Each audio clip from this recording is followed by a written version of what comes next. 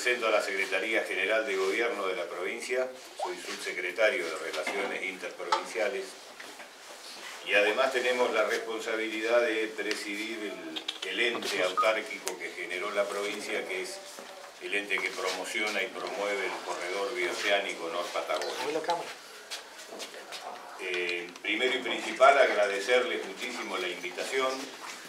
Nosotros recibimos la invitación de la Mesa de Pobladores y por supuesto que teníamos muchas ganas de venir, participar con ustedes de esta charla.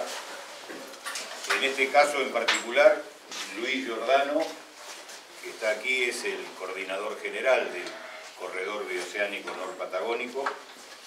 El ingeniero Alejandro Bielecki es el representante de Vialidad Provincial en la zona andina, es decir, en toda la zona. Y también tenemos dos integrantes del equipo técnico del corredor específicamente, que es Gustavo Guete, que además es uno de los técnicos que tiene el Ministerio de Turismo de la provincia y ahora está prestando servicios en el corredor bioceánico, y Sebastián Ceruti, que también está dentro del mismo equipo. Esto es lo que nosotros vinimos desde la provincia. Después sí, si ustedes quieren que la demás gente se identifique, nosotros no tenemos problema, o sea, y un poco acordar con ustedes cuál prefieren que sea la metodología. ¿Qué prefieren? ¿Que hacer preguntas, plantear algún tema, que nosotros expliquemos un poco cuál es la situación? O sea, esa metodología elíjanla ustedes. Nosotros estamos dispuestos, vinimos para estar en las dos reuniones, así que estamos a disposición. Me parece que sería importante que nos pueda contar de qué se trata el proyecto del corredor bioceánico, el origen de todo esto. Bueno, el origen es ya hace un poco más de 10 años. La provincia sanciona, la legislatura provincial sanciona una ley que es la 4014. Es una ley que crea un ente mixto, un ente autárquico, pero de integración público y privada. Hay algunos organismos de la provincia que integran el directorio del corredor y los otros miembros del directorio son las principales cámaras empresariales de la provincia de la zona de influencia. Esto es, en el caso de la cordillera, la Cámara de Turismo, la Cámara de Comercio y la Cámara de la Asociación Hotelero Gastronómica de Bariloche, la Cámara de Comercio y Turismo de San Antonio Este y Las Grutas, y lo mismo en la zona atlántica en Viedma. Este ente autárquico tiene como misión promover el desarrollo del corredor bioceánico. Es un proyecto muy amplio, muy grande, que implica la conexión de los dos océanos, Atlántico-Pacífico, conectando 4 puertos del lado del océano Atlántico, que es la zona de Ingeniero White, puerto de Bahía Blanca, el puerto de San Antonio Este, el puerto de el terminal portuaria de Punta Colorada en Sierra Grande y Puerto Madryn en Chubut. Y del lado de Chile, arrancar desde Talcahuano San Vicente, en la zona de Concepción, el puerto Corral en Valdivia, Puerto Montt, y un proyecto nuevo que está desarrollando Chile 40 kilómetros al sur de Puerto Montt, que es Calbuco. Esto sería la conexión de 4 puertos en el Atlántico, 4 puertos en el Pacífico, a través de 3 grandes líneas horizontales. Al norte, la Ruta 22, la ruta que va desde Bahía Blanca hasta Zapala y atraviesa todo el Alto Valle de la provincia de Río Negro. En el centro de la zona de influencia del corredor, la Ruta 23, conectando San Antonio Este con Bariloche. Y al sur, la Ruta 25, que conecta desde Rawson hasta Esquel, en la provincia de Chubut. 2 líneas verticales muy fuertes, que son la Ruta 3, la Ruta Atlántica, que va desde Buenos Aires hasta Tierra del Fuego, y en el lado de la cordillera, la Ruta 40. Esto a grandes rasgos en lo que hace a la conexión de puertos y conectividad vial, a la cual hay que agregarle la conexión ferroviaria.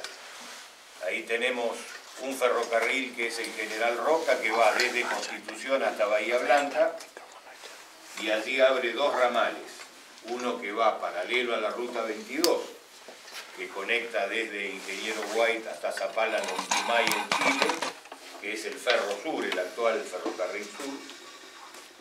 El tren patagónico, el tren nuestro, el que va paralelo a la Ruta 23, que también conecta Viedma con San Carlos de Bariloche, para generar un sistema de transporte multimodal. ¿Esto qué significa? Cualquiera de los puertos que sea receptor de mercadería pasible de ser contenerizada, es decir, transportada en contenedores,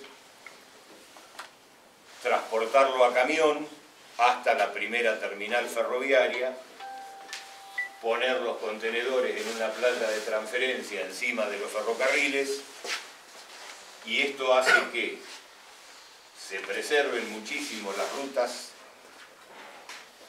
haya menor cantidad de accidentes y además tenga un costo muchísimo menor. El transporte en ferrocarril, transporte de carga, es muchísimo más beneficioso y ventajoso que el transporte en camiones.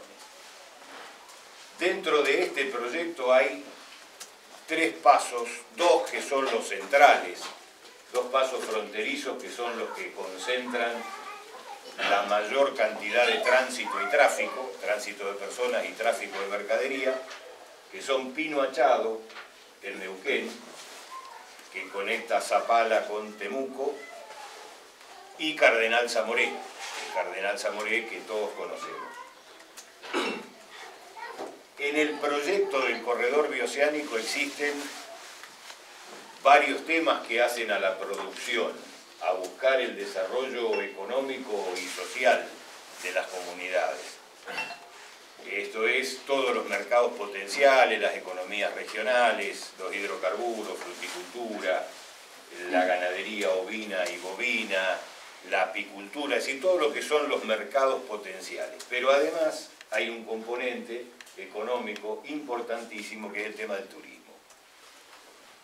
Entonces, dentro del proyecto del corredor, hace ya unos 15 años más o menos, empezamos a trabajar muy fuerte pidiéndole a la Nación que acordara con Chile la posibilidad de la apertura plena de Paso El Manso.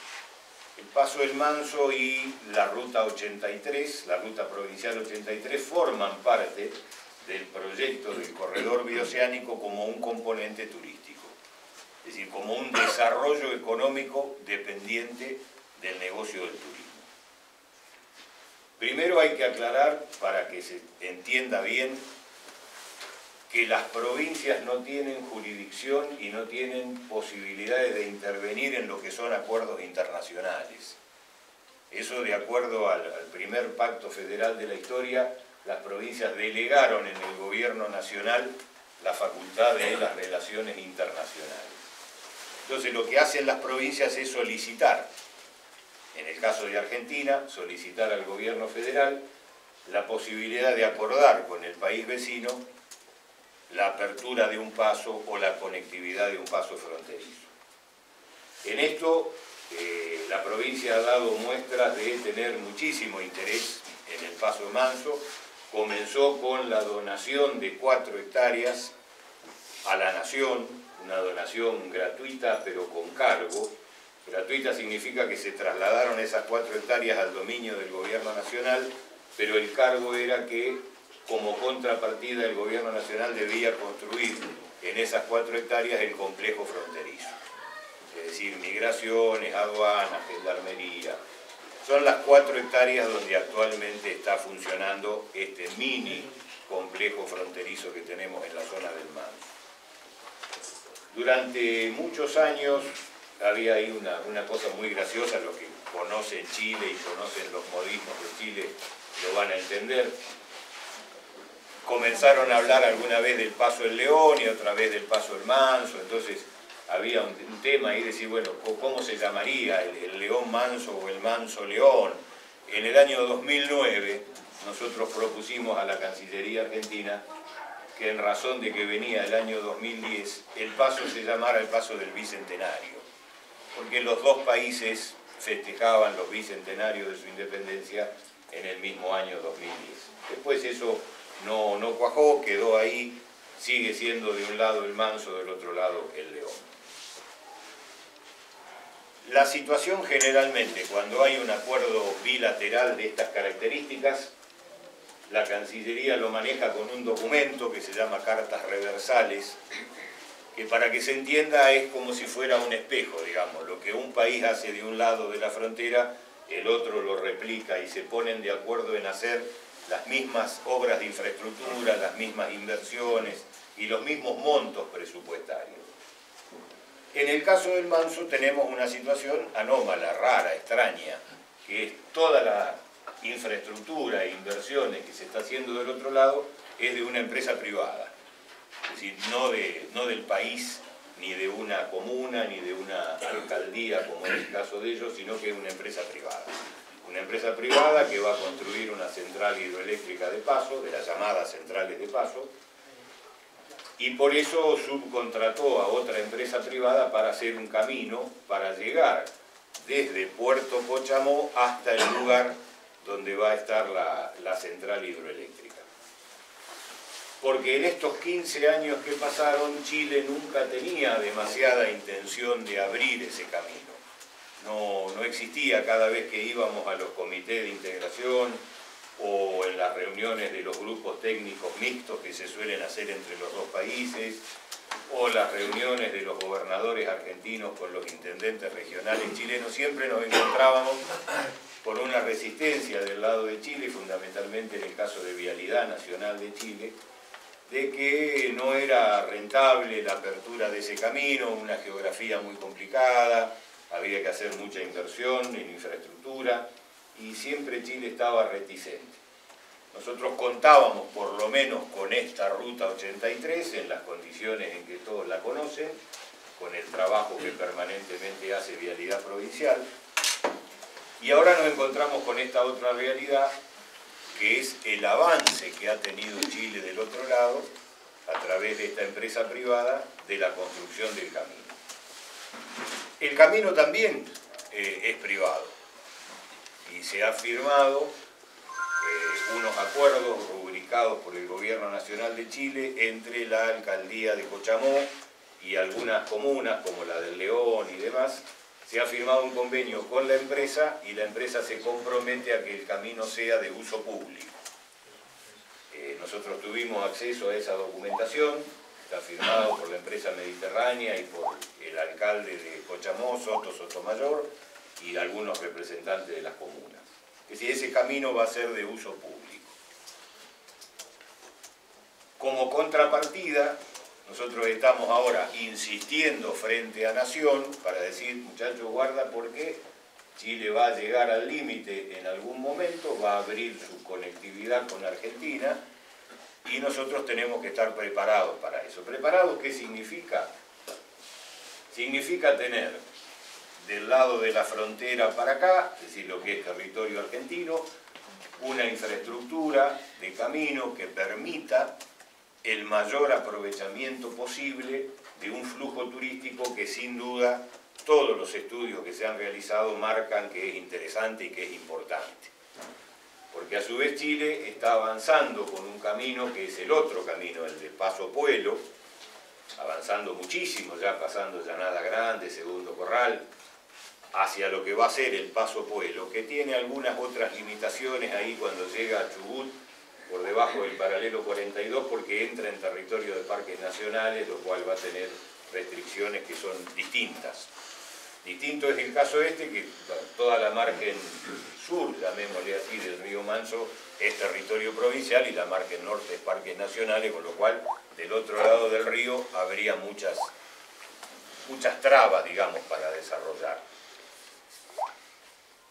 La provincia, y por eso también la presencia del ingeniero Bielecki, la provincia está estudiando seriamente y casi disponiéndose ya a hacer un estudio y un trabajo para hacer el proyecto de la Ruta 83, porque esto no es hacer un trabajo sobre lo existente para decir, bueno, agrandamos un poco acá, pasamos por otro lado, hacemos una voladura.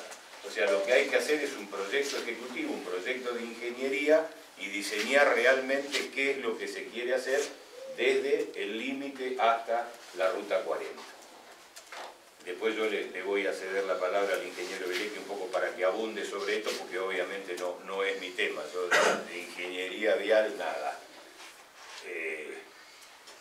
Otra preocupación que había también, y que todos la conocemos, era este tema que se usa Zamoré, para lo cual hay un acuerdo binacional, para hacer lo que se denomina el tránsito Chile-Chile por Argentina. Es decir, todo lo que es la zona sur de Chile, bajando de Puerto Montt, ya tiene todo el territorio insular, la carretera austral está inconclusa, Chile no tiene comunicación por su territorio, excepto sea por mar, con Punta Arenas y con la zona sur. Por lo tanto, los camiones pasan por Zamoré, bajan por la Ruta 40 y llegan a Punta Arenas por territorio argentino. La preocupación era que la apertura del Manso pudiera generar un flujo que no iría por Zamoré, sino que vendría por acá de ese tránsito Chile-Chile. Una preocupación que ya está totalmente descartada porque el camino que hizo la empresa privada del otro lado atraviesa la laguna Tagua-Tagua, a lo cual han puesto un transbordador y todos sabemos que los transbordadores en los lagos no permiten el tránsito de carga pesada. Por lo tanto, el tránsito Chile-Chile por Argentina no vendría nunca por la Ruta 83, por el Paso del Manso, sino que seguiría por la zona de Zamoré. Por supuesto que Chile tiene un proyecto a largo plazo, que es hacer otro camino para hacer no el Chile-Chile por Argentina, sino directamente conectar el sur de Chile con la parte de Puerto Montt, Osorno y Valdivia por territorio propio. Ese va a ser un proyecto a largo plazo, como todos los proyectos viales mixtos. Mientras tanto va a seguir existiendo la alternativa de Zamoré, que es el acuerdo que está firmado entre los dos países. ¿Esto por qué lo traigo a colación? Porque todos conocemos cuáles son los reclamos de Villa Langostura,